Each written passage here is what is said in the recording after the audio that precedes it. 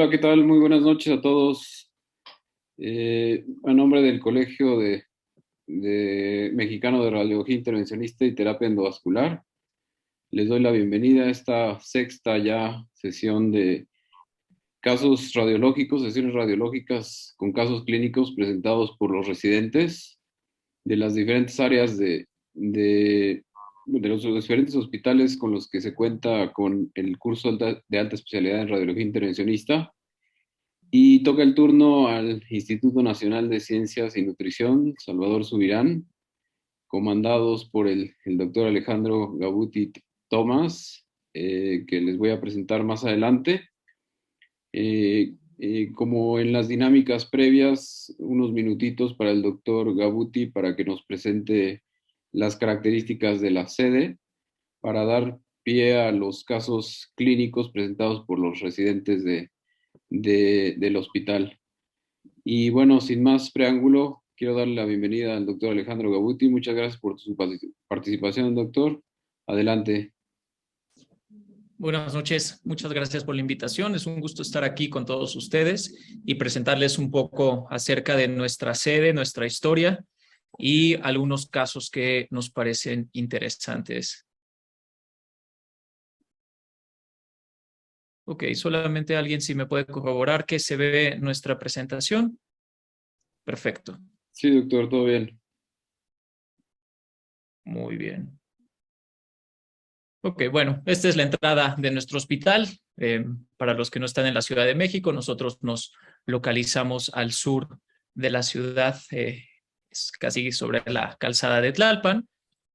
Y un poco de historia, pues previo al 2005 realmente no existía en nuestra sede una figura tal cual como radiólogo intervencionista. Sabemos que antes, o la mayor parte de las intervenciones, tanto diagnósticas como terapéuticas, eran efectuadas por radiólogos sin tal vez un entrenamiento directo o completo en radiología intervencionista. ¿Ok? Entonces, a partir del 2005, o previo al 2005, principalmente el doctor Hernández Ortiz, el doctor Jorge, que tuvo un entrenamiento sí en Estados Unidos en radiología intervencionista, pues lo consideramos como el pionero en el instituto que comenzó a hacer este tipo de procedimientos. Después, el doctor Manuel Tielbe, el doctor Ferral y el doctor Raúl Martínez, pues fueron otros médicos que dentro de nuestro departamento, pues hicieron intervenciones o sembraron los cimientos para la radiología intervencionista. Fue hasta el 2005 donde la doctora Tatiana Cabrera fue la fundadora en sí del programa y del servicio de radiología intervencionista como un anexo de radiología general, ¿no? Radiología diagnóstica dentro del instituto. La primera generación de residentes, pues, eran solamente dos fellows, el doctor Manuel Guerrero y el doctor Roberto Cabrera, y siguieron múltiples generaciones hasta actualmente el 2022. De varios que hemos participado como residentes en el instituto, pues hemos fungido en algún momento como adscritos, transitorios o en algún tiempo quedarnos de forma permanente en el instituto como trabajando a largo plazo, y titulares del curso de radiología intervencionista, pues el primero y durante muchos años fue el doctor Guerrero, después el doctor Casanova y pues actualmente yo desde el 2020 estoy trabajando como médico en staff y también como el encargado en la cuestión académica de radiología intervencionista. Esta es una foto de alguno de los egresados del instituto. Veo algunos conectados en la sesión, lo cual me da mucho gusto y les mando un saludo, pero bueno, somos una familia que ha crecido durante los últimos años. ¿Cómo está estructurado nuestro servicio? Primero, somos 4 médicos adscritos de tiempo completo en radiología intervencionista. Uno de ellos está de permiso por cuestiones académicas en Canadá, el doctor Hernández, justo con la doctora Tatiana. Y además tenemos 3 radiólogos intervencionistas, la doctora Berta Riveros, la doctora Mónica Chapa y el doctor Jorge Ramírez, como backup. ¿De acuerdo? Ellos pueden fungir tanto en la parte diagnóstica como intervencionista. Tenemos 5 residentes de primer año y 2 residentes de segundo año. Las generaciones son variables y todos enfrentamos la cuestión de la pandemia en los años pasados, donde pues el trabajo en sí de la sala de radiología intervencionista disminuyó y por eso tuvimos una generación pequeña que, bueno, ahorita está haciendo su segundo año con mucha práctica. Tenemos 2 técnicos radiólogos de tiempo completo, un turno vespertino y matutino. Ellos están de lleno apoyándonos en las cuestiones de radiología intervencionista, sobre todo en la sala de hemodinamia. Además de esto, tenemos 4 técnicos de backup que tienen entrenamiento en, sobre todo el arco en C y en el angiógrafo. Fungen todos los días en otras áreas de radiología, pero bueno, en caso de una urgencia o de una guardia nocturna, ellos nos apoyan con el operar los equipos, ¿no? Y finalmente, y de forma muy orgullosa lo digo, tenemos 6 enfermeras intervencionistas, las cuales tienen un conocimiento de la sala excepcional. Gracias a ellas hacemos nuestro trabajo más fácil porque nos apoyan no solo con lo logístico de enfermería, sino en el manejo del paciente crítico, en los insumos, en todos los catéteres, guías. Ellas saben de memoria prácticamente todo el material y esto nos ayuda mucho, ¿no? Y también tienen un trabajo activo formando a nuestros residentes y a nuevos miembros de enfermería que en algún momento se interesan por la sala, no solamente la parte de intervención, sino de neurointervención y cardiointervención, pues ellas realmente tienen un conocimiento muy, muy vasto y aprendemos todos los días juntos. Académicamente, pues somos un curso, somos un posgrado de alta especialidad en medicina, avalado por la UNAM, debido a que tenemos esta figura como curso de alta especialidad. Oficialmente es 1 año y realmente son 2 años, ¿no? Damos la opción a nuestros residentes de estar un segundo año porque sabemos que la práctica y la variedad de procedimientos es muy grande, entonces un segundo año de entrenamiento es muy, muy bueno. A veces no es tan fácil para los residentes extranjeros por cuestiones de becas, tiempos, permisos. Sin embargo, siempre está la puerta abierta para que todos cursen 2 años. El instituto nos apoya dando acceso a estacionamiento, alimentos, a todos los beneficios que hay de los residentes, a pesar de que oficialmente, pues bueno, concluyeron después del primer año su curso. Nosotros tenemos una clase al menos una vez a la semana, tenemos un seminario de revisión de artículos a cargo del doctor Alfredo Ramírez, que es un residente muy entusiasta en las revisiones bibliográficas, cursos de actualización de embolización hepática oncológica. Esto es algo nuevo que comenzamos el año pasado y lo estamos haciendo en una periodicidad de cada 6 meses, donde buscamos justamente a radiólogos egresados que tal vez durante mucho tiempo no se enfrentaron a cuestiones oncológicas hepáticas, poder volver a tener práctica dentro de la sala y tener cursos de actualización que les permitan pues volver a manejar estos pacientes de forma adecuada, sobre todo porque sabemos que es un área de la oncología intervencionista que cambia todos los días. Tenemos un curso de POCUS con los compañeros de medicina interna. Básicamente apoyamos a que aprendan a utilizar el ultrasonido. Es algo que es una herramienta que se encuentra disponible hoy en día en todos los servicios y en lugar de tratar de limitar su uso, porque lo tienen ya accesible, es educar en qué cosas pueden y sobre todo qué no pueden hacer y cuándo pedir ayuda. Entonces, hacer una educación directa hacia los médicos no radiólogos que están expuestos al ultrasonido como un nuevo estetoscopio nos parece fundamental para evitar complicaciones. Programas de rotaciones, pues aceptamos radiólogos generales, tanto nacionales, extranjeros, de nuestra casa y de otros hospitales. Tenemos alrededor de 40 rotantes al año. La rotación mínima es de 1 mes y máxima de 2 meses en nuestro servicio. Además de esto, tenemos sesiones multidisciplinarias. La principal es la de oncología hepática, que le decimos la sesión de radiología intervencionista, porque gran parte de nuestro trabajo es esto, oncológico, pero también discutimos derivaciones biliares, trombosis portales, todo lo que va alrededor de un hígado que a veces va a trasplante o a un tratamiento oncológico, ¿no? Y cuando se necesita, podemos apoyar en sesiones de urología, de medicina interna, donde sea necesario, pues, la participación de intervención. El trabajo asistencial, pues tenemos un servicio de consulta externa, lo tenemos los miércoles por la mañana. La consulta varía mucho, pero justamente después de la pandemia tenemos un rezago de consulta bastante grande, entonces llegamos a ver hasta 25 o 30 pacientes en un día. Tratamos siempre de revisar la consulta un día antes para hacerla lo más eficiente posible y pues evitar que tengamos muchos pacientes esperando en las salas y bueno, tratar de siempre apoyar en esto, ¿no? En tener una buena logística. Tenemos pases de visita diario, obviamente, los pacientes hospitalizados a veces de forma directa por nosotros o indirecta cuando se nos solicita algún procedimiento, son pan de cada día, y estar cerca del paciente, conocer su evolución, conocer cuáles son sus situaciones generales, en qué podemos seguir apoyando con ellos, pues nos ayuda mucho a tener buenos resultados, ¿no?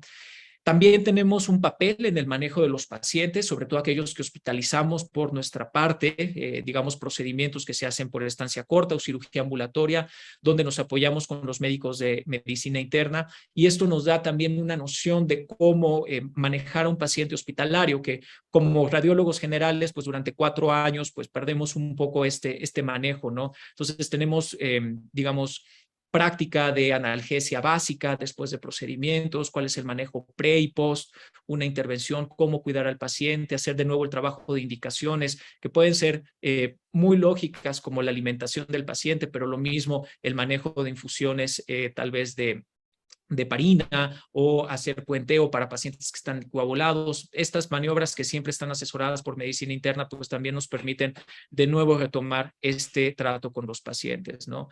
El trabajo en sala, pues como todos sabemos, procedimientos varios, ultrasonido, tomografía, angiografía. La clínica de imagen avanzada hepática, esto es algo que también instauramos desde hace 2 años, nos ha permitido que los residentes se acerquen a cuál es el seguimiento después de hacer un procedimiento, ¿no? Y como la mayor parte de nuestros procedimientos son hepáticos, oncológicos o vasculares, pues damos un seguimiento integral al paciente, y también nos ha permitido poder captar pacientes de forma temprana, ¿no? Entonces, nosotros al estar pendientes de los protocolos de adquisición, de qué pacientes están citados ese día, vamos, digamos, captando si tenemos, por ejemplo, el diagnóstico que requiere la biopsia, o el diagnóstico de la necrosis total que puede necesitar una intervención, tal vez no intervencionista, pero sí médica, con anticoagulación, pues hacemos un reconocimiento temprano de esto, nos ha ayudado a captar pacientes y bueno, el apoyo, tenemos un apoyo del Sistema Nacional de Referencia y Contrarreferencia. Y desde marzo del 2021 hasta abril del 2022, que hemos tenido una estadística un poco más ordenada, hemos recibido más de 120 interconsultas específicamente para radiología intervencionista. El 90% de estos pacientes le hemos brindado una atención, mientras que el 10% hemos determinado que tal vez no necesita una intervención en ese momento, pero se les ha emitido una recomendación sobre su manejo. Trabajamos con los hospitales que forman parte del SINSAE, de la Secretaría de Salud Federal y Local y del Estado de México prácticamente. Y como sabemos, pues siempre este tipo de pacientes son un reto logístico, más ahora con los protocolos de COVID, que estén las PCRs a tiempo para poder atender a los pacientes, los traslados, todo esto, pues bueno, es fundamental siempre tener buena comunicación con colegas de otras instituciones para seguir trabajando de esta forma, ¿no? El total de procedimientos en el 2022 hasta la fecha, esta es una estadística más o menos de hace 15 días, llevábamos 789, proyectamos que para este año cumpliremos al menos 1,500 procedimientos. Como pueden ver, el ritmo disminuyó. En el 2019 tuvimos 1,160 procedimientos que nosotros pudimos censar. Muchos otros procedimientos no quedan dentro de nuestro censo porque apoyamos tal vez en algo que requiere una intervención en quirófano, en el cuarto de un paciente, en el servicio de urgencias, y a veces es un poco más difícil registrar estos pacientes porque no entran a través del sistema RIS, ¿no? De un paciente que tiene una cita para un estudio de imagen. En el 2020, pues catástrofe, como todos lo vivimos, 461 procedimientos, la mayor parte de ellos fueron accesos vasculares para pacientes con COVID. Nuestro instituto se convirtió en un centro exclusivamente de COVID aproximadamente por 8 meses, y pues esto disminuyó mucho la tasa de procedimientos y la variedad que hicimos. Y en el 2021, pues bueno, tuvimos 981, que ya se empezó a retomar un poco más la normalidad, pero bueno, va cada vez en aumento, y estimamos que vamos a tener aproximadamente, viendo las tendencias de los últimos años, un 30% de incremento anual. Y este número es importante determinarlo en todas las sedes porque nos permite anticipar qué recursos vamos a necesitar para los siguientes años y no quedarnos cortos. Los 5 procedimientos más frecuentes que hemos realizado son biopsias, drenajes, derivaciones biliares, punciones y embolizaciones oncológicas. Algunos ejemplos de los procedimientos que hemos visto que van en decremento, pues son aquellos diagnósticos. ¿Por qué? Porque sabemos que cada vez los estudios de tomografía y de resonancia van a tener mejor calidad, entonces la radiología intervencionista diagnóstica cada vez es menor. Sin embargo, imágenes vasculares como angiografías, linfangiografías también que hemos visto últimamente, o la determinación de gradientes portosistémicos es algo diagnóstico donde tenemos sí o sí un papel incuestionable hoy en día. Otros procedimientos que tal vez sí van en aquellos que nos dan una medicina personalizada, ¿no? Y esto son biopsias. ¿Por qué? Porque ahora los estudios moleculares, sobre todo en la parte oncológica, pues permiten dar tratamientos mucho más precisos y mejores a nuestros pacientes. Entonces, siempre queremos biopsias para absolutamente todo lo oncológico, ¿no? Sea asistencial o incluso por investigación. Muestreos venosos en endocrinología, pues tenemos nosotros un servicio grande de endocrino, lo cual también se han incrementado últimamente, adrenales, gonadales, senos petrosos por parte de neuro, renales, incluso en las venas renales, pues es un procedimiento igual, que es difícil que lo sustituya algún otro prueba, digamos, de sangre periférica. Y microbiología, aunque no coloquemos un drenaje, tener el aislamiento del microorganismo que está causando un cuadro de sepsis, pues es esencial para manejo integral del paciente. Entonces, aquí nada más enlisto los departamentos con los cuales trabajamos, que es infectología para el control de focos, oncología tanto para procedimientos endovasculares como ablaciones, biopsias. En gastro, pues como saben, el Instituto es Centro de Referencia de Lesiones Benignas o Iatrógenas de la Vía Biliar, por lo cual tenemos una gran cantidad de pacientes en protocolo de rehabilitación, ya sea después de una derivación biliodigestiva o algunos que incluso podemos rescatar y evitarles una derivación, ¿no? Lo mismo la clínica de hipertensión portal es algo que tenemos trabajo prácticamente diario, tanto en lo diagnóstico como en lo terapéutico. Vascular, sabemos que también cirugía vascular ha tomado su parte en la radiología intervencionista. Sin embargo, aquí en el instituto, el tratamiento de estenosis de venas centrales, las esclerosis percutáneas de malformaciones venolinfáticas o arteriovenosas, así como angiografías diagnósticas o colocaciones de filtro de vena cava, pues seguimos nosotros teniendo un papel principal. Trasplantes, tanto las complicaciones vasculares, renales, hepáticos, como las no vasculares, puede ser las vías biliares estenóticas, es algo que también vemos debido a la población que ve el instituto.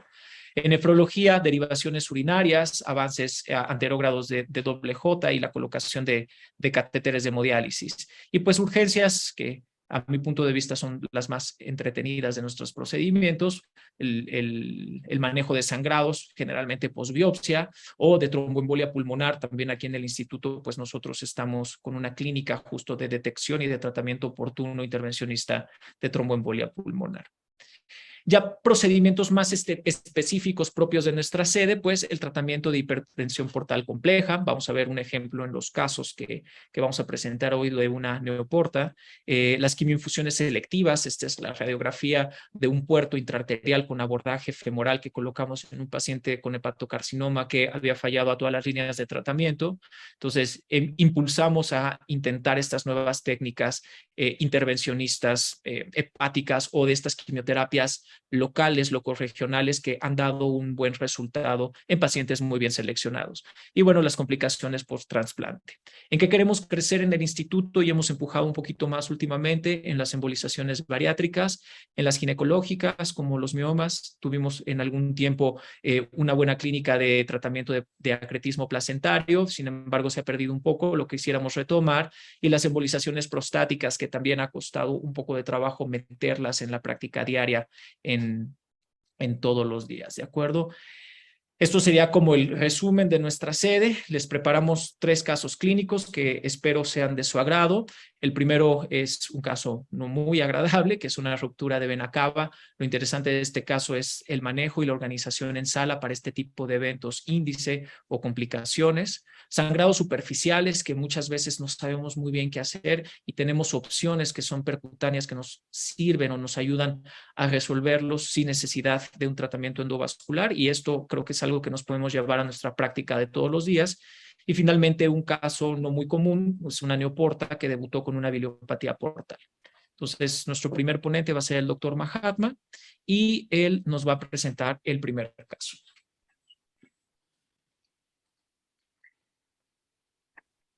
¿Qué tal? Buenas noches. Bueno, ya me presentó el doctor Gabuti, soy Mahatma Guzmán y comenzaremos con el primer caso. Se trata de un paciente masculino de 23 años, soltero, residente del Estado de México, es ateo y sin antecedentes de importancia para el procedimiento actual. Dentro de su línea del tiempo, comenzó en el 2015 con enfermedad renal crónica terminal CADIGO 5, secundaria a una hidronefrosis bilateral condicionada por valvas. Posteriores, ya para el 2016, se realiza el trasplante renal de donador cadavérico en el Federico Gómez, presenta un rechazo en el 2017 y la colocación de un catéter de alto flujo temporal yugular derecho. Ese mismo año presenta algunos recambios de este mismo catéter y para el 2018 continúa con este rechazo, por lo que nuevamente se colocan catéteres, pero en esta ocasión ya tunelizado. En el 2019 presenta una infección de este catéter y su recambio a nivel, por un catéter de alto flujo temporal a nivel femoral derecho y posteriormente se recambia por un catéter temporal yugular ipsilateral. En el 2020 y 2021 pierde seguimiento y se realiza un ecocardiograma en el 2020 transtorácico donde persiste el trombo, donde presentó un trombo en la vena cava superior de aproximadamente 30 por 7 milímetros. En el 2022 continúa con el rechazo del trasplante renal de tipo mixto, con otra vez nuevamente recambios de catéteres de alto flujo, temporales y otros más tunelizados. En resumen, este paciente presenta una enfermedad renal crónica terminal con múltiples recambios de catéteres tanto temporales como tunelizados, y es por esta razón que llega a nosotros, nos lo presentan. Y bueno, entonces esta ya es la parte de los archivos radiológicos. En el 2017, pues nada que comentar. En el 2018, los cambios por el rechazo renal y los múltiples accesos vasculares que presentó. En el 2022, esta es la tomografía contrastada en fase venosa, en la cual ustedes pueden observar la presencia de este trombo a nivel de la vena cava superior. Y este es el video de esta tomografía posterior a que se colocó un catéter por el servicio de nefrología con extremo distal en el sistema ácigos. Y bueno, ustedes pueden observar, cuando les señalo, la trombosis que anteriormente ya se había caracterizado. Muy bien. En el día 28 de marzo del 2022, presenta el procedimiento que es una plastía de vena cava superior. Usamos una técnica estéril y por medio de ultrasonido hacemos una punción de la vena yugular interna derecha con un Yelco 16 gauge sobre la cual se avanzó una guía hidrofílica 0,35 pulgadas por 150 y se realizó un intercambio por un introductor vascular 4 French. La guía hidrofílica la tratamos de navegar en la estenosis, sin embargo no tuvimos éxito, por lo cual recurrimos a una Chiva 22 gauge, la que se introdujo en el introductor que anteriormente comentamos, hacia la vena cava superior. Instilamos un medio de contraste para corroborar una adecuada posición. Además, nos apoyamos de una función que tiene nuestro fluoroscopio, que es el Combi-CT, y corroboramos la adecuada colocación. Instilamos medio de contraste, hubo fuga hacia el pericardio y avanzamos una microguía Phantom 0,16 pulgadas a la vena cava inferior de manera exitosa. Y posterior a esto se hizo una punción en la vena femoral común derecha con una técnica de Seldier modificada. Se colocó un introductor 5 frames a través del cual se avanzó una guía hidrofílica para poder lanzar la microguía y exteriorizarla a la región inguinal.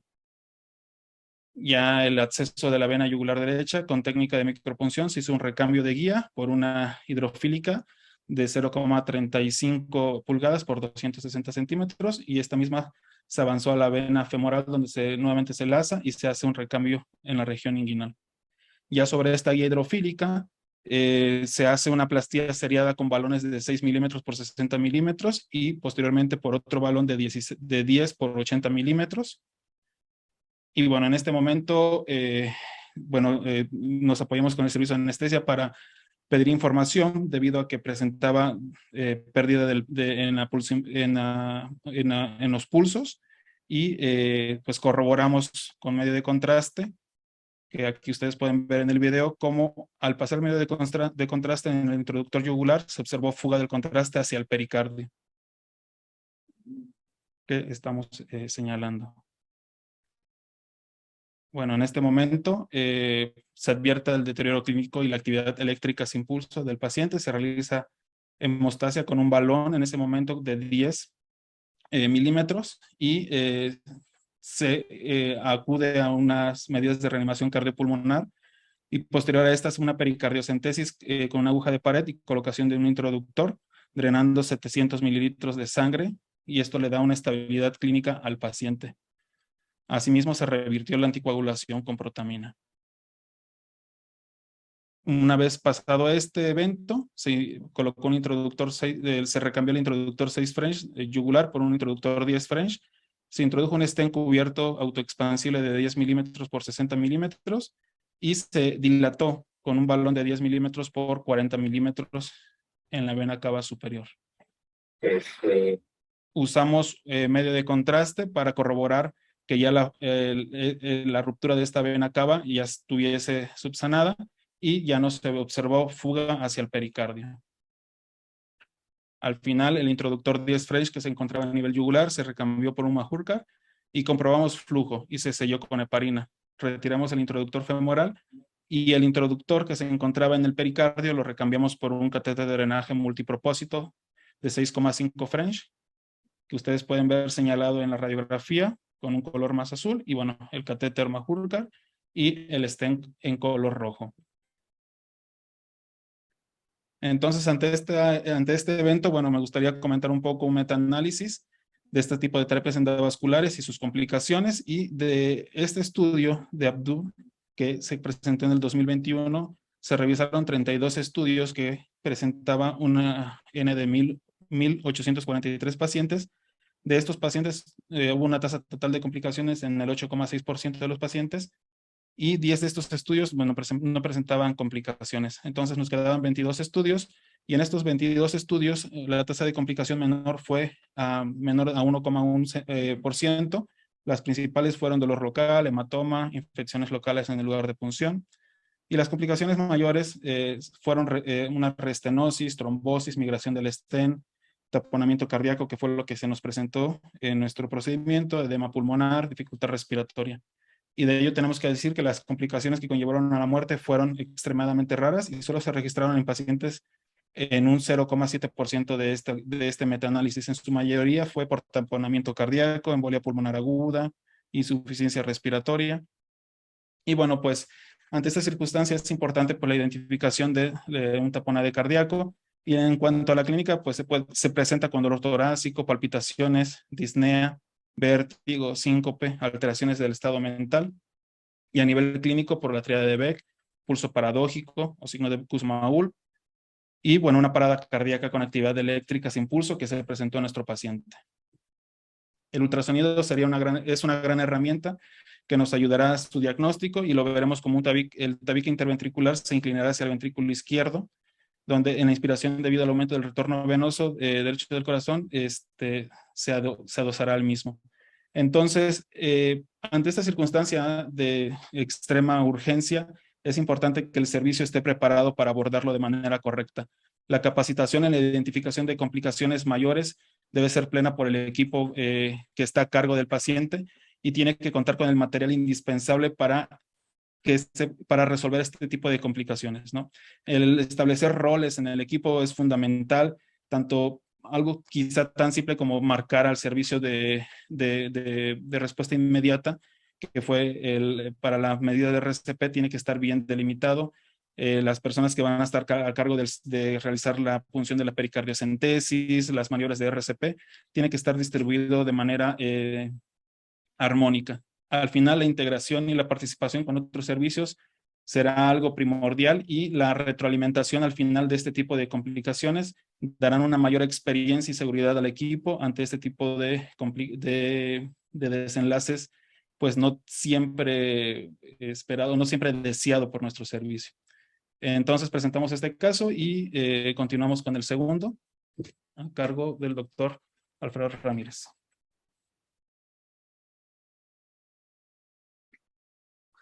Buenas noches, soy Alfredo Ramírez. Les voy a presentar una pequeña serie de casos sobre el tratamiento percutáneo de sangrados superficiales. El primer caso es una mujer de 63 años, tiene diagnósticos de diabetes, cirrosis hepática por NASH, Child-Pugh-C, 13 puntos, MEL 22 puntos, MEL sodio 37 puntos, tiene una hipertensión portal hemorrágica, artritis reumatoide y una neumopatía crónica. Ella acude al servicio de urgencias por dolor abdominal difuso. En urgencias sospecharon que podía tener una peritonitis bacteriana espontánea y ahí mismo le diagnosticaron una paracentesis diagnóstica y terapéutica. ¿Sí? Y bueno, aquí vemos sus laboratorios iniciales. Ella tuvo una hemoglobina de 12, plaquetas 85,000, INR de 2.4. ¿Sí? Bueno, está un poco elevado el INR, sin embargo, de acuerdo a las guías de la Sociedad de Intervención, no contraindica un procedimiento. Necesitamos por lo menos 20,000 plaquetas y un INR de menos de 3, ¿sí? Para no aumentar el riesgo de un sangrado. A los 2 días, pues ven que la hemoglobina bajó a 10, digamos, todavía no les llamó mucho la atención, pero ya a los 5 días, sí, todavía bajó más la hemoglobina. Y a 7.7. El INR ya estaba corregido para ese entonces. Esto es algo importante porque sabemos un paciente que tiene el INR alargado, pues es posible que siga sangrando, ¿no? Después de cualquier procedimiento. Aquí pasando al estudio diagnóstico que se le hizo. Es una angiotomografía de abdomen. Aquí es bien importante recalcar que como servicio de radiología tenemos que tener bien establecidos los protocolos. Aquí pues, todos los residentes técnicos, enfermeras están capacitados para realizar estos protocolos cuando tengan sospecha de sangrado, ¿no? Pues que es importante tener una fase simple, siempre una fase arterial y una tardía. Y en este caso, pues estamos viendo en el sitio de la punción, ¿sí? Un jet, esta es la fase arterial, la fase venosa, como se ve ahí un jet arterial. Luego, en estos pacientes que tienen demasiado líquido, es más difícil ver un pool. Sin embargo, bueno, aquí todavía estás viendo, ¿no? Cómo hay un nivel líquido dentro del abdomen. Para esto decidimos hacerle también un ultrasonido contrastado. Aquí estamos viendo el video del ultrasonido contrastado que se hace con el Sonoview, que es un medio de contraste, son microburbujas a base de hexafluoruro de azufre, ¿sí? Y vemos perfectamente cómo se ve un jet, el mismo jet que estamos viendo en la tomografía, pero ahora en el ultrasonido contrastado, ¿sí?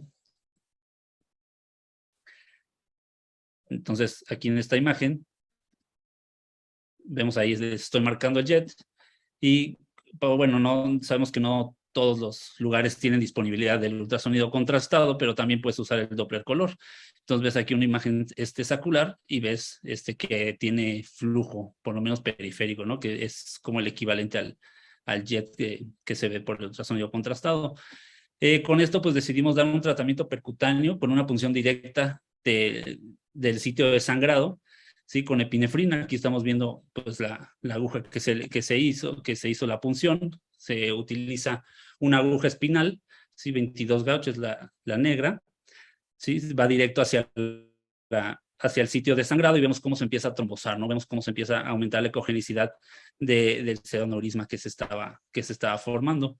Y pues ya sin enseñar Doppler, ¿no? No tiene salida de flujo hacia el abdomen, como se veía en el ultrasonido contrastado. Y pues aquí vemos el control.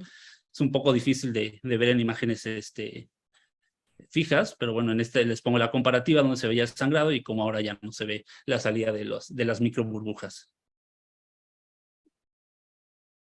Okay. Y aquí pues es nada más la tomografía de control. Les pongo la antes del procedimiento, con la que se hizo el diagnóstico y cómo ya después ya no se veía el sangrado.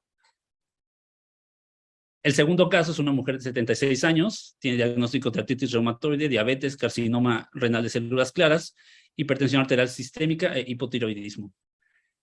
Ella, debido a sus padecimientos de base, pues ha tenido múltiples punciones de analgésicos en el brazo, ¿no? Entonces ella llegó al hospital con un aumento de volumen de la extremidad superior izquierda y le dio, pues, ha tenido varias, a lo largo de todo el año, pues varias inyecciones en ese sitio. Incluso mencionaban que hace 3 días le habían puesto la vacuna de COVID y lo achacaban a eso.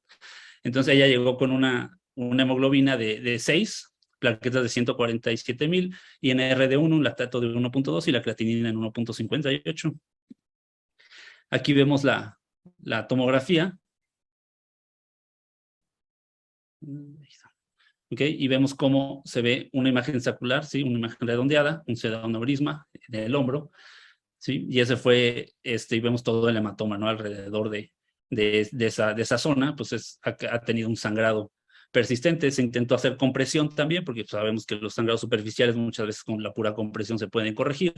Sin embargo, aquí pues vemos que está pues ya con un volumen muy aumentado y no tienes como una estructura a la cual recargarte para hacer la compresión, que es algo indispensable. Por eso las funciones femorales las hacemos sobre la cabeza femoral, ¿sí? Entonces aquí pues no se pudo hacer la compresión, ¿sí? Y fue que decidimos hacer igual un tratamiento percutáneo.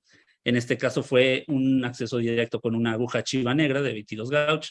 Vemos aquí cómo estamos haciendo el acceso, ¿sí? Guiados por ultrasonido lo hicimos, y luego aquí sí pasamos este medio de contraste, le hicimos una angiografía para determinar bien el pseudoaneurisma, lo cual se hizo correctamente. Y en este caso lo que decidimos hacer fue una administración igual directa de coils. Fueron microcoils, en total fueron 5 los que se usaron, de diferentes medidas. Empezamos con unos más grandes, y bueno, el primero que usamos fue de 10 por 20 centímetros. Aquí es importante mencionar que en estos casos, algo que aprendimos aquí fue que entre más cortos los coils es más fácil de manipular, porque pues tienes una aguja chiva que es corta, y cuando tienes un coil demasiado largo tienes la mitad adentro y la mitad está afuera, y ya es más difícil empujarlos. También que no sean fimbriados, porque los coils cuando entran en contacto con la sangre se tienden a hinchar un poco. Entonces, aunque entren bien por la chiva, una vez que entran en contacto con la sangre se empiezan a hinchar, y ahora sí te cuesta mucho más trabajo pasarlos.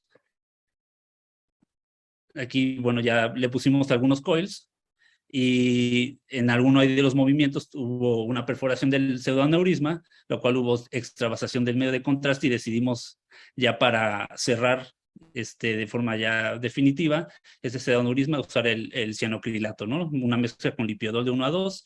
Y en este caso que ya teníamos una oclusión, pues digamos, suficiente del pseudoaneurisma, tuvimos la seguridad de usarlo, porque en algunas veces cuando lo administras sin tener una oclusión del pseudoaneurisma se puede migrar, ¿no? Entonces hay algunas técnicas también que te mencionan que puedes tener un balón, lo introduces intravascular para sellar el pseudoaneurisma. Igual percutáneo puedes inyectar el cianocrilato. Nosotros ya lo hicimos ahí directamente y funcionó adecuadamente, ya no tuvo más sangrado. El tercer caso es una mujer de 56 años, tiene diagnósticos de cirrosis hepática, Child-Pugh 12 puntos y melsodio 24 puntos, tiene hipertensión portal no hemorrágica, anemia macrocítica y esclerosis sistémica limitada. Ella fue hospitalizada por pielonefritis bilateral y, pues bueno, al ser cirrótica, pues tenía ascitis y se le hizo una paracentesis diagnóstica y terapéutica. Ella sí posteriormente inicia con taquicardia y dolor abdominal. Sus laboratorios iniciales fueron de 7.6 de hemoglobina, las plaquetas de 50,000. El INR está en 2.2, igual también un poco alargado, pero les digo, no contraindicaba una punción. Y posterior a la paracentesis se le tomó una gasometría donde vieron que la hemoglobina ahora estaba en 5.2, ¿no? Entonces fue la sospecha de un sangrado, aparte del aumento de volumen. Entonces decidió hacer una angiotomografía donde estamos viendo un jet arterial. Si vean la diferencia del primer caso que les presenté, el sangrado era hacia adentro, ¿sí? Entonces, pues no tenías, digamos, un síntoma clínico de dolor, ¿no? Sobre todo por la compresión que presenta un hematoma de este tamaño, y por eso tardaron 5 días en diagnosticarlo.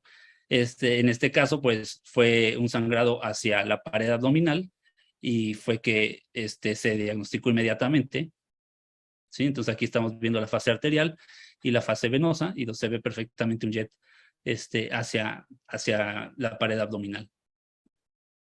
En este caso también decidimos hacerle un ultrasonido contrastado ¿sí? Y se ve igual perfectamente cómo hay un jet con la salida de microburbujas, ¿sí? Hacia la pared abdominal. En este caso, pues se le administró 1 mililitro de epinefrina con una dilución de 1 en 10,000, con 2 mililitros de lidocaína al 2% y 7 mililitros de solución salina, ¿sí? Y ya con eso hubo un control adecuado del sangrado. Esta es la imagen pre, donde vemos el jet, y la imagen post, donde ya no hay un jet arterial. ¿Ok? Y una revisión rápida sobre esto es realmente las publicaciones en radiología son muy limitadas. O sea, hay algunos que otros reportes de casos, pero no hay ningún estudio controlado que nos pueda hablar sobre estos tratamientos, pero sí hay mucho de esto en otras especialidades como endoscopía, dermatología o cirugía plástica, ¿no? Que usan la epinefrina para el control de los sangrados. Y sabemos que, bueno, la epinefrina tiene efectos locales y sistémicos, entonces es usar con mucho cuidado, sobre todo la vasoconstricción que produce a nivel local. Y cuando llega a efectos sistémicos, pues sobre todo la taquicardia es como lo más indicativo, ¿no? Las diluciones tampoco están 100% definidas en ninguna especialidad. Te hablan de 1 en 10,000 hasta 1 en 1,000,000. No hay una dosis estándar, pero sí saben que entre menor concentración, más efecto va a tener de vasoconstricción y pues tiene mejor efecto para el sangrado.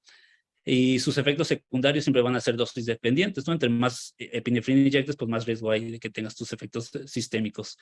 La vasoconstricción va a durar más o menos 60 minutos, ¿sí? Y algunos reportes que hay de esto en endoscopía, sobre todo en úlceras, que es lo que lo usan en sangrado de úlceras, tiene más o menos un 96% de efectividad, ¿no? Entonces, aquí pues podemos concluir que el tratamiento percutáneo con una punción directa de pseudoneurismas superficiales es un procedimiento, es factible, es seguro y eficiente. Sin embargo, hacen falta estudios controlados, aleatorizados para considerar este tratamiento como primera línea en sangrados superficiales. ¿Sí? A continuación va a hablar del caso de Neoporta el doctor Samuel García.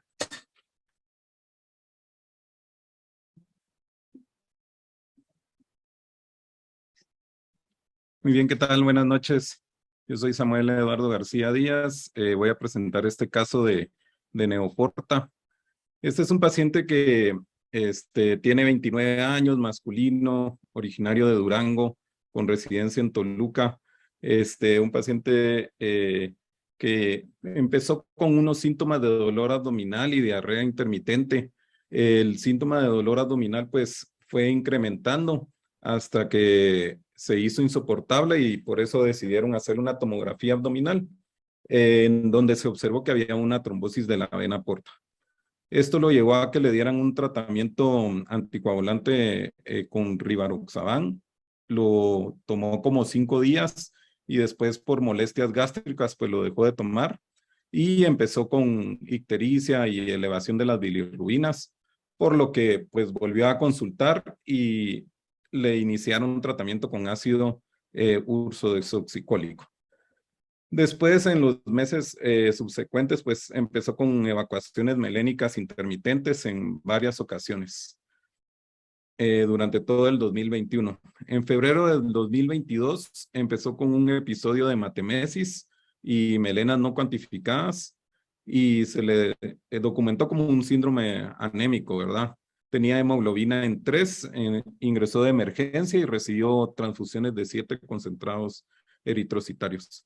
Le realizaron una endoscopía diagnóstica y ligaron 7 paquetes variciales. En el 2022, ya en abril, pues acude a este instituto y ya se inicia el abordaje de la trombosis de la vena porta en este paciente pues no cirrótico. Y los diagnósticos de ingreso fueron trombosis portal en paciente no cirrótico, el antecedente que habíamos visto de las varices esofágicas y una biliopatía portal, ¿verdad? Ya le habían realizado una biopsia hepática cuando lo intervinieron para las varices, ¿verdad? En donde reportaban que había una fibrosis portal leve y una anemia microcítica hipocrómica. Entonces, se le realizó una tomografía de ingreso en donde vemos que hay dilatación de la vía biliar intrahepática hasta el tercio medio del colédoco y vemos que también hay una calcificación ahí por una trombosis portal crónica con evidente circulación colateral que está ingurgitada, ¿verdad?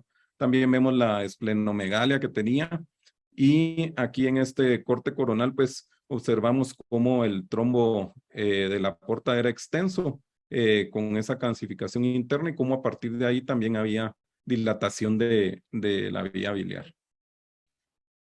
Entonces, se concluyó que era una biliopatía portal y datos de hipertensión portal que al momento pues no contaba con ascites. Se ingresó para que se valorara por el servicio de cardiología y gastroenterología, en donde pues cardiología le hizo su eco y encontraron que tenía una baja probabilidad de hipertensión pulmonar, y el servicio de gastroenterología dio el visto bueno para que se realizara un procedimiento de neoporta. Se consensó con ellos de que dependiendo de cómo se encontraba durante el procedimiento la porta y los flujos que iba a tener, se iba a valorar realizar un TIPS. Entonces vamos a pasar a ver las imágenes del procedimiento.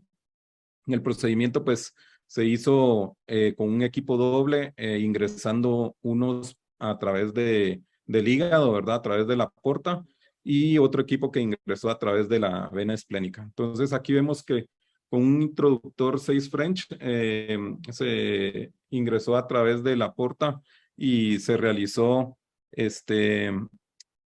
una portografía en donde evidenciamos de que no había paso hacia la porta principal, ¿verdad? Y tenía un escaso paso hacia el hígado, secundario al trombo crónico que ya lo habíamos visto anteriormente en la tomografía.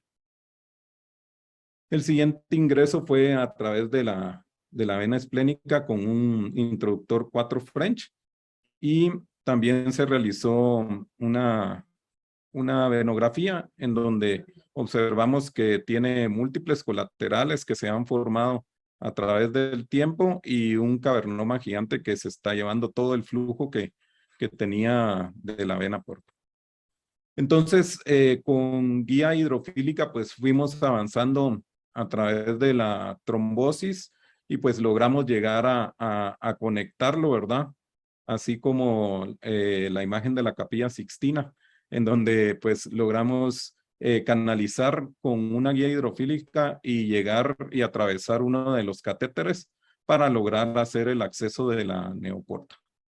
Aquí vemos cómo ya se forma el clásico columpio que mencionamos en varios estudios, que nos ayudan pues a tener un mejor soporte para poder pasar los balones, y incluso pues para poder tener mejor manejo, ¿verdad? Se realiza otra portografía y venografía a través de los introductores, en donde observamos de que siempre se mantienen las colaterales y hay un escaso paso del flujo hacia donde está el hígado.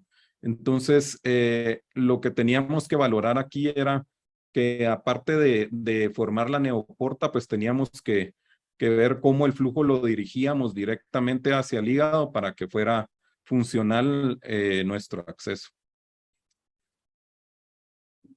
Realizamos otra nueva portografía en donde evidenciamos de que evidentemente, a pesar de que ya empezábamos a hacer plastillas, teníamos un defecto de llenado ahí en la base de la porta que no dejaba de que el flujo fuera constante hacia el hígado, y el cavernoma que se llevaba todo el flujo hacia la circulación colateral. Hicimos la medición para poder realizar una nueva plastilla y colocar un stent a ese nivel para que tuviéramos más espacio para tener un mejor flujo hacia el hígado. Se plasteó con balones de 6, 8 y 10 milímetros, y empezamos a ver de que el flujo pues sí tenía una mejor distribución. Sin embargo, el hígado no lo recibía directamente. Entonces, pues pensamos que sería bueno plastear también las venas portales intrahepáticas para que tuviéramos más espacio y recibiera mejor el flujo sanguíneo directo de la porta. Ya con esto, pues teníamos un adecuado paso del flujo hacia el hígado, pero teníamos el problema de que persistían las colaterales y el cavernoma. Entonces, aplicamos gel foam para eh, eliminar el cavernoma y por último, pues colocamos el stent para asegurarnos de que el flujo fuera constante. Esto nos ayudó a tener un flujo directo y a formar la nueva aporta. Y aquí vemos pues ya en esta última portografía cómo mejoró el paciente con su flujo hacia el hígado, ¿verdad? A comparación de las primeras imágenes que estábamos viendo. Entonces, todo esto pues lo realizamos con el doble equipo. Aquí están los doctores, el doctor Guerrero, el doctor Gabuti y pues los compañeros siempre técnicos, enfermeros y nosotros como residentes dando apoyo ahí para tratar de que todo salga correctamente. Y pues la evolución del paciente fue bastante buena. El 7 de mayo se empezó con una anticoagulación de heparina y luego pasó a una vía oral de rivaroxaban y se le dio egreso y ya su control por consulta externa. Entonces aquí ya vemos la tomografía de control, en donde observamos que evidentemente mejoró la circulación portal, disminuyeron mucho la circulación colateral, ¿verdad? Todas las varices que estaban alrededor y incluso hasta disminuyó un poco el volumen del vaso. Vemos que no hay ascitis y que no hay ninguna otra alteración asociada. Y aquí vemos cómo en esta fase portal pues ya hay una circulación adecuada hacia las regiones del hígado, ¿verdad? Que antes no teníamos. Entonces, comparando, pues nos damos cuenta de que sí hay ayuda tanto para la circulación portal como para la vía biliar. Y esto pues con mejoría significativa en la clínica del paciente. Aquí vemos cómo teníamos la calcificación de la trombosis portal crónica y luego donde está posicionado el stent y cómo disminuyó la circulación colateral que tenía el paciente en todo el abdomen. Por supuesto, con los laboratorios tuvimos una mejoría significativa también, donde vemos que pues, la bilirrubina tenía un pico antes del ingreso, ¿verdad? Y fue disminuyendo. La GGT, la fosfatasa alcalina mejoró, ¿verdad? Aquí pues en pleno procedimiento, viendo cómo ayudábamos de un lado y del otro, ¿verdad? Para tener un adecuado acceso y tener un buen resultado de nuestro procedimiento. Bueno, en este estudio que hicieron en Suecia, nos damos cuenta de que vieron varios pacientes que tenían trombosis portal crónica, ¿verdad? La mayoría de los pacientes estaban entre los 20 y los 60 años, una media de 40, la mayoría eran pacientes masculinos y asocian a que esta trombosis portal crónica puede estar relacionada con pancreatitis previas, con alteraciones de la coagulación, y hay otras pues que son, que no tienen un origen específico. Realizaron este estudio por 5 años y pues con el método de Kaplan-Meier se dieron cuenta de que la sobrevida y la mejoría de los pacientes era muy buena, ¿verdad? Entonces todos alcanzaron los 5 años, no se tomaron en cuenta los pacientes que no se lograron canalizar y pues el estudio mencionaba de que algunos solo resolvían con la plastía y otros sí requirieron el uso de stent. Y por último, pues vemos aquí un cronograma de cómo es que lo manejan ellos, ¿verdad? Siempre estudian primero si hay alguna alteración histológica del hígado con una biopsia, luego lo valoran con varios estudios de tomografía, ultrasonido, miran si necesita un TIPS, ¿verdad? Y dependiendo de cómo lo vayan visualizando tanto en la clínica como durante el procedimiento, pues se va valorando si el paciente necesita que se le ponga un stent, si solo necesita plastía, o si ya va a pasar a una plastía y necesita un TIPS asociado.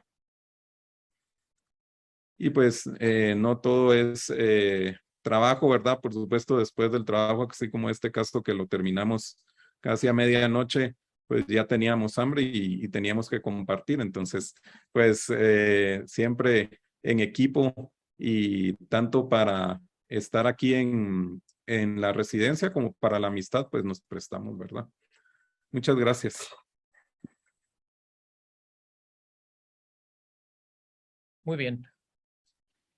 Bueno, como bien mencionó Samuel, somos un equipo de técnicos, enfermeras, radiólogos, rotantes, adscritos, que siempre nos complementamos y tratamos de trabajar lo más unidos posibles y en buena armonía, ¿no? Los 3 casos que les presentamos hoy, y si alguien tiene una pregunta será más que bienvenida, pero quisiera enfocar la discusión en el primero, en una complicación que no es frecuente, pero sabemos que en las plastías de cava las complicaciones más frecuentes son las peores. Y la organización del equipo, tanto el tiempo de respuesta como el rol específico de cada uno en la sala, pues es fundamental. Esto sirvió para que pues, nuestro paciente literal sobreviviera a esta complicación, el poder hacer una pericardiocentesis en los siguientes 2 o 3 minutos de que el paciente perdió la pulsioximetría, el tener un acceso listo, el tener un equipo de RCP o por lo menos alertar al equipo de RCP de forma pronta, ¿no? Entonces, este tipo de organización es fundamental en sala y es lo que queremos que se lleven de este procedimiento, ¿no? Así como siempre pensar mal, qué es lo peor que puede salir y estar listos con los insumos justamente para resolverlo. Puede ser que 100 procedimientos salgan perfectos, pero uno de ellos puede ser una catástrofe.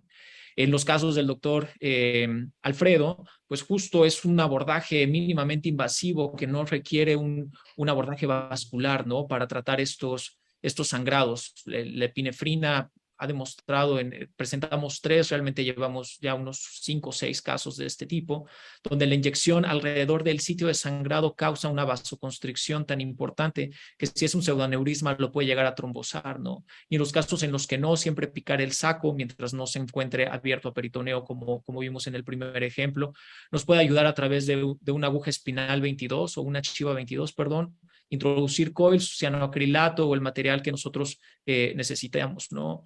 Y el uso del contraste ultrasonográfico es algo muy sencillo, pero que nos da un control inmediato de saber la efectividad de nuestro tratamiento, ¿no? Entonces, quisiéramos impulsar a que todos nos familiarizamos más con él. Es muy sencillo de utilizar y básicamente todos los ultrasonidos pueden hacerlo, simplemente hay que contar con la licencia, ¿no? Y el caso que nos presentó el doctor Samuel, pues es el ejemplo de que no todas las hipertensiones portales son en el contexto de cirrosis y que el reconocimiento pronto del cuadro del paciente de trombosis y el manejo al ser sintomática inicialmente tuvo que haber sido endovascular y no solamente con anticoagulación oral. Esto derivó a la formación de un cavernoma que le causó una biliopatía portal. Y aquí 2 enseñanzas. No todos los pacientes con biliopatía portal hay que derivarlos de forma endoscópica o percutánea, porque esto, imagínense, todo el sistema venoso peribiliar está dilatado y al momento de puncionarlo vamos a hacer comunicaciones bilioportales que en la cuestión infecciosa son muy difíciles de manejar, ¿no? Entonces, siempre el tratamiento, mientras que el paciente no tenga una colangitis, va a ser descomprimir ese cavernoma abriendo la porta y no siempre es necesario el TIPS, ¿de acuerdo? Entonces, hay que valorar flujo, hay que saber el contexto del paciente, si es cirrótico o no, y generalmente en los pacientes jóvenes se trata de un estado protrombótico que hay que reconocer también para el manejo en futuro. Pues muchas gracias, doctor Gabuti. La verdad es que la presentación de los casos fue excelente, los casos fueron excelentes, muy bien presentados y la revisión bibliográfica también. Y con esta última síntesis que nos platica, yo creo que fue muy puntual. Tenemos aquí en el chat de la sesión una pregunta. Nos pregunta cómo se hace la dilución de la epinefrina. No viene el nombre aquí de quién lo pregunta, pero que están comentando eso, doctor.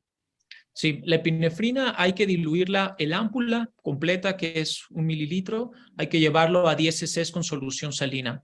Nosotros recomendamos, en lugar de 9 cc de solución salina, administrar 2 o 3 mililitros de lidocaína y el resto aforarlo a 10 cc con salina, porque puede ser un poco doloroso, de acuerdo a la inyección, sobre todo peritoneal o cutánea. Entonces, esto ayuda un poco a la analgesia, pero en sí la base es que la epinefrina se lleve el ámpula a 10 cc con solución salina y empezamos inyectando 3 mililitros alrededor del sitio de sangrado. Y ustedes con el ultrasonido van corroborando dosis respuesta. Para endoscopía incluso refieren que pueden utilizar 3 veces esta dilución, o sea, 3 ámpulas de epinefrina.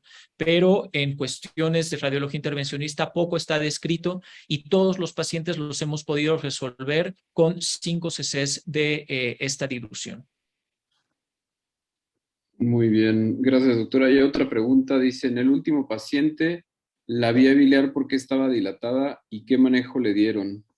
Ok, en este paciente la vía biliar estaba dilatada justo porque el cavernoma que se formó eran el plexo epi y peribiliar que estaba ingurgitado. Entonces, esto causa, digamos, estas varices biliares que comprimen la vía biliar. No había una obstrucción por un lito o por un tumor, sino es simplemente una compresión vascular extrínseca. Entonces, al resolver la hipertensión portal prehepática y embolizar el cavernoma, esclerosarlo con gelfuam, trombosarlo, liberó inmediatamente la vía biliar. Muy importante reconocer que nuestro paciente no entró con colangitis, por lo cual decidimos no derivarla ni endoscópica ni percutáneamente, justo para evitar, uno, que se contaminara y segundo, para tener alguna complicación como una fístula bilioportal. Y además en los controles se documentó, ¿no?, que la dilatación se fue resolviendo con la resolución del problema portal. Así es. Muy bien. Preguntan también, doctor, que qué stent utilizó, si era recubierto. Sí, nosotros favorecemos siempre el uso de stents cubiertos y bueno, la literatura también. Una vez más, poca la literatura de estudios clínicos aleatorizados entre stents cubiertos y no cubiertos, pero extrapolamos lo que conocemos en el TIPS, ¿no? El stent cubierto va a dar mayores tasas de permeabilidad a largo plazo, sobre todo porque es gente joven, entonces esperamos que ese stent dure lo más posible. Muy bien, pues ya no tenemos más preguntas en el chat, pero no sé si nos pueda decir el doctor Aulo si están habilitados los micrófonos y alguien quiera externar alguna duda, pregunta o comentario. El que quiera hablar lo puede hacer adelante. Puede abrir su micrófono y hablar. Muy bien, Carlos. Félix Saguchi los manda a felicitar por la presentación. Muchas gracias. Doctor Gabuti, una pregunta. Sí. El instituto, el paciente, por nada más con el primer paciente, se han de haber llevado fácil unos 300,000 pesos, yo creo, en materiales. La pregunta es, para tener todo a la mano, ¿el paciente es a través de una aseguradora? ¿El instituto tiene los materiales? ¿O cómo le hacen para poder tener esa garantía de contar con todos esos materiales? Ok, pues ahorita con el sistema de salud el paciente tiene gratuidad si no tiene derecho a herencia a IMSS o a ISSSTE, entonces el hospital cubre el costo de todo el procedimiento, incluyendo las complicaciones. Pudo haber sido obviamente un procedimiento de haber sido exitoso de tal vez 80,000 pesos entre balones, guías y el catéter digamos, permanente para hemodiálisis, ¿no? Sin embargo, para este tipo de casos, a pesar que no es frecuente, a Dios gracias, siempre solicitamos que llegue el proveedor con los stents cubiertos, ¿no? Los tenemos ahí presentes durante el procedimiento, porque también es difícil poder prever cuál va a ser el tamaño y la longitud del stent adecuado para resolver la complicación. Pero algo que sí les puedo decir es que si esto se presenta, el simple hecho de volver a inflar el balón de plastía en el sitio donde está la ruptura va a controlar totalmente el sangrado. Al ser un paciente o al ser pacientes con una oclusión crónica de la vena cava, el ocluir lo que acabamos de plastear no va a significar en que se descompense el flujo venoso, ¿no? O que vaya a tener, digamos, congestión venosa cerebral, como se puede describir en oclusiones agudas de la vena cava. Estos pacientes están compensados. Y si no tenemos tal vez el stent a la mano o bien en camino, el simple hecho de tener el balón inflado va a controlar la hemorragia, ¿no? Entonces, bien importante y sobre todo con los médicos en formación, tener cuidado en el manejo de guías, de catéteres, porque siempre una guía debe estar presente en el momento de la angiografía postplastía, porque es justo nuestro, digamos, sello de seguridad, ¿no? Para poder retomar el camino, inflar el balón y controlar el sangrado. Muchas felicidades, doctor. Excelentes casos. Muchas gracias. Gracias. Pues hay más felicitaciones, doctor Gabuti. La verdad es que excelentes casos. No me queda más que felicitarlos. Por favor, extensivo a todo su equipo de trabajo y a sus residentes. Reconocemos el Instituto Nacional de Nutrición como un instituto, pues, de referencia para no solamente el centro de la República, sino de todos lugares. Y bueno, lo demuestran con lo que nos muestran ahora. Yo estoy seguro que como tal vez tendrán muchos casos con esta patología muy singular, ¿no? Que a veces es terreno de nadie y que, bueno, el departamento de ustedes nos demuestra cómo lo resuelven. Y pues nada más darle las gracias, doctor. No sé si quiera algún comentario adicional, ya estamos en tiempo, o alguno de sus residentes. Bueno, pues decir siempre que en radiología intervencionista el trabajo siempre es en conjunto, ¿no? La comunicación con otros servicios y con otros colegas igual de radiología es fundamental. Estas sesiones me parece que son indispensables porque, como pueden ver, nuestro trabajo es, por decirlo así, muy artesanal, porque carecemos de a veces estudios de alta calidad metodológica que nos den como una evidencia científica franca o contundente de qué decisión tomar, ¿no? Y esto es porque muchos de los casos o los más difíciles no son frecuentes. Entonces, tener poblaciones grandes en los cuales estudiar un grupo o aleatorizar un grupo grande de pacientes es muy difícil, si no decir imposible, ¿no? Lo mismo que cada uno tenemos técnicas diferentes que hemos ido desarrollando con la experiencia. Entonces, compartir no solo lo que sale bien, sino también lo que sale mal y cómo ideamos en ese momento para resolverlo, que a veces puede sonar muy poco ortodoxo, ¿no? Pero pues dijimos, si los endoscopistas lo hacen, ¿por qué nosotros no? Es barato, es rápido, vamos a ver cómo funciona. Nos funcionó, lo compartimos, ¿no? Hicimos una plastía de vena cava que se nos rompió, cómo lo resolvimos, que fue el punto fundamental. Y como les comentaba, creo que incluso en ese caso lo intervencionista fue muy estándar. Lo importante era tener un equipo bien organizado, estar listos, saber qué complicaciones se pueden presentar y compartirlo, ¿no? Compartirlo con todos, y creo que vamos haciendo un conocimiento acumulado como colegas que es fundamental. Pues muy bien, muchas gracias. Nuevamente felicitarlo, extensivo a su equipo, doctor Gabuti. Y pues muy buenas noches, agradecerle al Colegio Mexicano de Radiología Intervencionista, al equipo de la División de Enseñanza por el esfuerzo que hace por este tipo de sesiones, que nos entusiasma mucho que se hagan, como usted lo comenta, doctor Gabuti, y está en puerta la próxima sesión de residentes por parte del ISSSTE, es la próxima, y también por ahí una sesión de accesos complicados, difíciles por parte de la doctora Satarain. Pues muchas gracias y buenas noches a todos.